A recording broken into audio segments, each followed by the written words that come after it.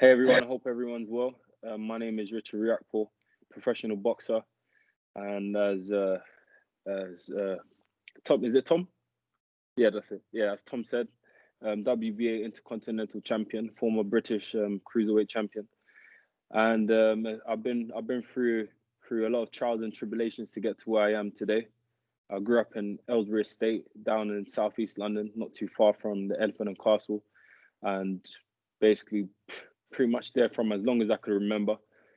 I remember growing up playing football. I was into football a lot, and that was basically my religion. It was all about coming out, playing football, and going back in, playing games on computer, and going back out to play football.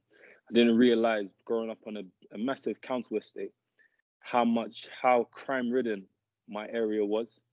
So it was only till a certain point when I was probably around 12, I started to become a bit more conscious about my surroundings. And I started to notice the drug dealers, drug addicts, um, people committing crimes, people committing robberies, the drug dealers having a lot of power, having a lot of influence. And I started to grow and develop an interest, and I kind of wanted to acquire the same thing, and it led me down the wrong path. I thought the attention that they were getting, the attention, the power, the respect from the locals, I thought it was the right way to go and the right way to be. So it kind of influenced me on the same pathway, crying and just wanting to just desiring all that they had. And it was very easy for me to kind of go on that path because I didn't really have a backbone. I was quite I would say introverted, shy, and I just kind of wanted a little bit of guidance. So anybody that showed me a little bit of love, I would just drift on a path. Wherever you're going, I'll probably just tag along. So it got to a point before I realized I was quite deep into this type of lifestyle, and it got to a point where I actually went out to a club and I ended up getting stabbed. Even though I wasn't looking for trouble, I was around the wrong people and in the wrong environment, and it led me to basically be fighting for my life in hospital. It was crazy, crazy. So I survived that, and it was kind of a wake up call for me, and I realized that if I really want to do something with myself, I need to make a decision now to work towards my future. And it was like little seeds were planted in me from that moment onwards.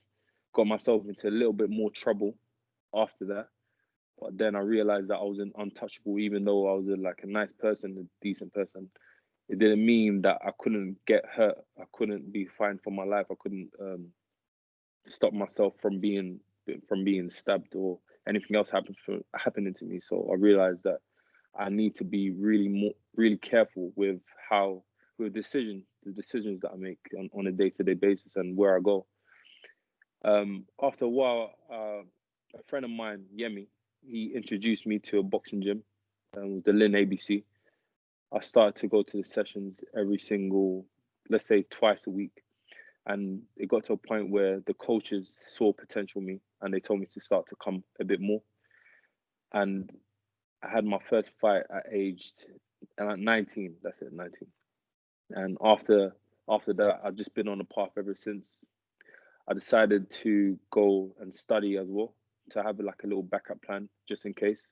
Went to college, then I went to university, graduated in Kingston, and then I went professional. After I went professional, I trained for 1 year, and then after I graduated, I trained for 1 year, turned professional, and then had a few fights, won a title, and started to take boxing a bit more seriously. And here I am today.